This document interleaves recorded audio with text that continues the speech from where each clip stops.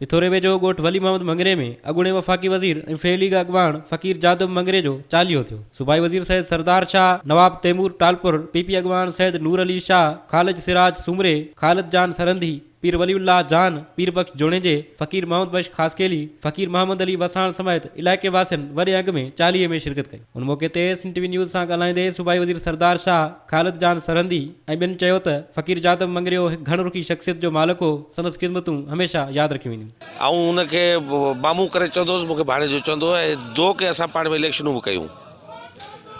ऐं सियासत पंहिंजी जॻह ते आहे, ऐं पर हिकिड़ो माण्हू जो जेको पंहिंजो हिक ॿिए सां लिहाज़ हूंदो आहे उहो हमेशह इंसान जो सभ खां वॾो एसेट हूंदो आहे। ऐं सियासत दुनियादारी आहे, ज़ाती तालुक़ ते दुनियादारी खे हावी न करणु खपे। ऐं मुंहिंजे लाइ त यकीनन जीअं साईं अली मदान शाह जो हो, अली मदान शाह ऐं फ़कीर जादव मरहूम पाण में नंढे हूंदे खां गॾु रहिया, दोस्त हुआ पाण में वेझा, त आउं उनखे ईअं ई तसवुरु कंदो हुउसि।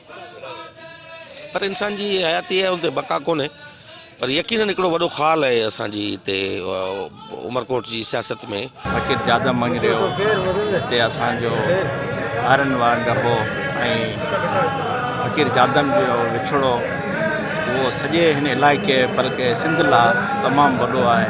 असांजो पाड़ोसी ज़मीनदार बि रहियो आहे ऐं तमामु यादव साहिब जी यादियूं इहो आहिनि कि तमामु ख़ुशि मिज़ाज जो हमरा हो। तेॾी महिल बि मुलाक़ातूं असांजूं थियूं। हमेशह जेको आहे खिल भोग ऐं इज़त ॾियण वारो हो, कॾहिं बि हिन जो इज़त जो हक़ हो, असां बि जाम उन्हनि खे इज़त ॾिनी। अलाह साईं असांजी मदद कंदो इंशाअल्लाह ताला। पंहिंजी जेका अदा जी मशीन आहे इंशाअल्लाह ताला कोशिशि कबी उनखे कंटिन्यू करण जी। बाक़ी हर शइ अलाह साईं मदद फरमाईंदो। जादव जी कहिड़ी ॻाल्हि कान्हे, शफ़ीक असां थियो ऐं हाजी मोहम्मद इस्माइल सो हुस त ॿी ज़ात मां पर चवंदो त तूं मुंहिंजो सतूं भाउ आहे। ऐं एतिरो महिरबानी ऐं शफ़ीक हूंदो जो जेॾी महिल ईंदासीं सदाईं जो मुरकंदो। वरी आख़िरी जेका असां आख़िरी दीदार कयसि त उहो खिलंदो वियो। आख़िर में क़ुरान ख़वानी कराए दुआ पिणु घुरी वई। कैमरामैन नूर नबी बंगलानी सां गॾु ज़वार बंगलानी, SNTV न्यूज़, पिथोरो।